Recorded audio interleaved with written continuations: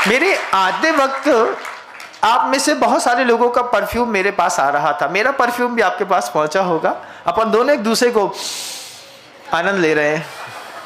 आप मेरा लीजिए, मैं आपका लूंगा।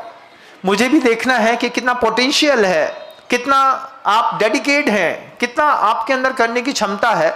वो आप दिखाएंगे समय आने पर, जब वक्त कुछ पूछेगा आपसे। लेकिन पहली बात मैं आप सबसे पूछना चाहता हूं, जो गुरुदेव मुझसे पूछते थे, हम सब पूरे मुनि संघ से पूछा कि आप अपने बारे में क्या बोलते हैं, अपनी काम वासना के बारे में आप क्या बोलते हैं।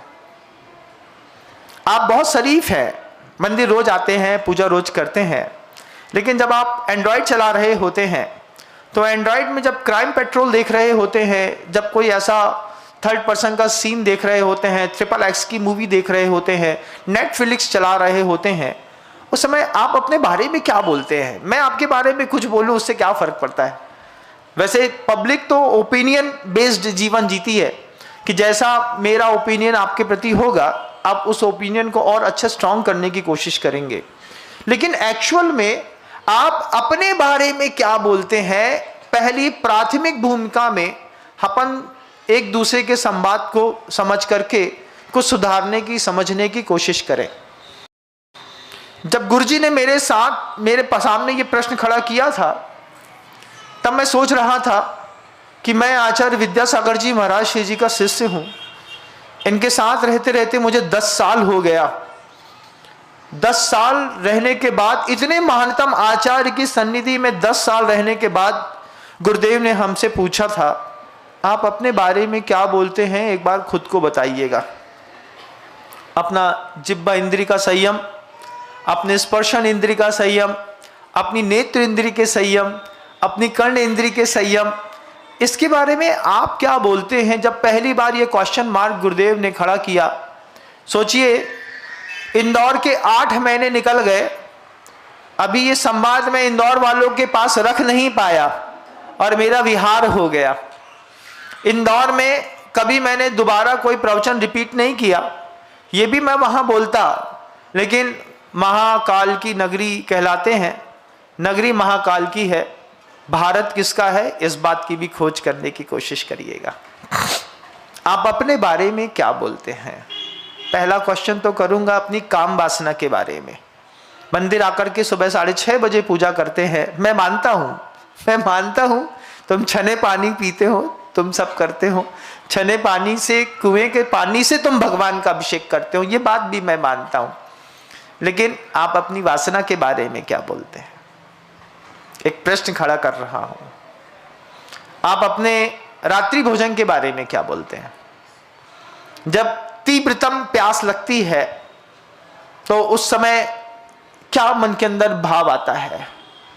उस समय क्या धर्म दिखाई देता है, उस समय क्या वो सियार दिखाई देता है जो शाम को 6 बजे के पानी के त्याग का नियम जिसने मुनिराज से लिया था, और सूरज था लेकिन नीचे अंधेरा था, इस चक्कर में उसने अपने प्राण त्याग दिए थे। आप अपने रात्रि भोजन के त्याग के बारे में क्या बोलते हैं। आप अपने क्रोध के बारे में क्या बोलते हैं। मैं क्या बोलूंगा, आपके तो चेहरे पे तो बहुत अच्छी सराफत दिखाई दे रही है, लेकिन आप अपने क्रोध के बारे में क्या बोलते हैं। एक क्वेश्चन है, किसी को ऑब्जेक्टिफाई नहीं कर रहा हूं मैं, किसी को मतलब किसी की ऑब्जेक्ट भी खड़ा नहीं कर रहा हूं, बस एक स्वतंत्र चिंतन था गुरुवर का, गुरुजी ने हम लोगों को दिया और फिर हम लोग उसको और गहरे चिंतन पर लेकर के गए।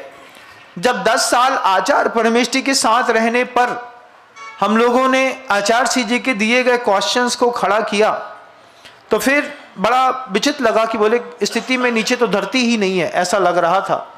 आज आपको 80 साल, 70 साल, 75 साल, 60 साल, 55 साल, 45, 35, 25, 15, 5, 7 गोदी में बैठा हुआ बच्चा, आप सभी महानुभाव जो जैन शासन को उन्नत करने के लिए अपना लगातार सहयोग करते हैं, अपनी शक्ति लगाते हैं, धन देते हैं, लेकिन आचार्य श्री जी ने व्यक्तिगत स्तर पर जब चोट करी, व्यवहारिक स्तर पर हम बहुत शानदार हैं, लेकिन व्यक्तिगत स्तर पर हम अपने बारे में क्या बोलते हैं। अपनी वासना के बारे में आप क्या बोलेंगे। जब आप वॉशरूम में अकेले रहते हैं, घर के अंदर अकेले रहते हैं, उस वक्त आप अपने बारे में क्या बोलते हैं? उस वक्त की एक्टिविटी अगर मान लो सीसीटीवी कैमरे में कैद हो रही हो तो शायद आप खुद अपने आप को माफ ना कर पाए। आप अपनी ईर्ष्या के बारे में क्या बोलते हैं? आज से 30 साल पहले आपके साधर्मी से या फिर आपके परिवार के सदस्यों से एक बार आपका मिसबिहेव हो गया होगा, कोई बात हॉट टॉक हो गई होगी, लेकिन उसके बाद से आपकी ईर्ष्या लगातार दूसरों को मारने में लगी रही, अपने ही भाई को नीचा दिखाने में लगातार लगी रही। आप अपने बारे में क्या बोलते हैं? जब आप एक छोटे से प्लाट के पीछे आपके दादाजी ने एक केस फाइल किया था, फिर आपके पिताजी ने लड़ा, आज आप उस केस को लड़ रहे हैं और लड़ते लड़ते 2 पीढ़ियां खत्म हो गई है, जमीन की कीमत कहीं से कहीं पहुंच गई है, लेकिन अभी भी वो कसाई परिणाम जो मन के अंदर जिंदा है और प्रतिदिन मंदिर आते हैं। तो फिर गुरुजी पूछते हैं आप अपने बारे में क्या बोलते हैं? तुम्हारी ईर्ष्या की स्थिति, तुम्हारी वासना की स्थिति, तुम्हारे क्रोध की स्थिति, तुम्हारे लोभ की स्थिति कैसी है? एक बार अपने आप के बारे में चिंतन करना। फिर जब हम लोग इस बात का चिंतन कर रहे थे, मैं आज और गहरा चिंतन आपके सामने रखना चाहूँगा कि जब गुरुजी हमारी नज़रों के सामने थे तब हमारे धर्म की ऐसी स्थिति थी। आज गुरुदेव हमारे सामने नहीं है। यह प्रश्न अगर हमने अगली आने वाली जनरेशन से पूछी कि आप अपने बारे में क्या बोलते हैं, आपको क्या लगेगा वो जब लड़का क्या जवाब देगा? क्योंकि आज तो हम और आप दोनों हैं, कल हम आप दोनों नहीं रहेंगे। इंसान की पास सब कुछ है मगर समय नहीं है। आपके पास इतना अच्छा मकान है कि अगले 300 साल तक वह टूटेगा नहीं, लेकिन उसमें रहने की आपकी 300 साल तक की ताकत नहीं है। संपत्ति तो इतनी है कि उस संपत्ति का अगर आप बैठे बैठे ब्याज भी खाएंगे तो 4-5 पीढ़ियां आराम से निकल जाएंगी, लेकिन अगले पल का भरोसा नहीं है। जिस मकान में आप रहते हैं, जिस मकान में आप रहते हैं, एक बार मुझे सोच करके बताइएगा, सिर्फ एक बार, अगले 50 साल के बाद उस मकान का मालिक कौन होगा? एक बेटी है, 2 बेटी होंगी। 2 बेटी के लिए आपने धन संपत्ति इकट्ठी कर ली है। उस 2 बेटी में से एक बेटी ने किसी हरी दीवाल वाले से विवाह कर लिया। क्या सोचते हैं आप अपने बारे में?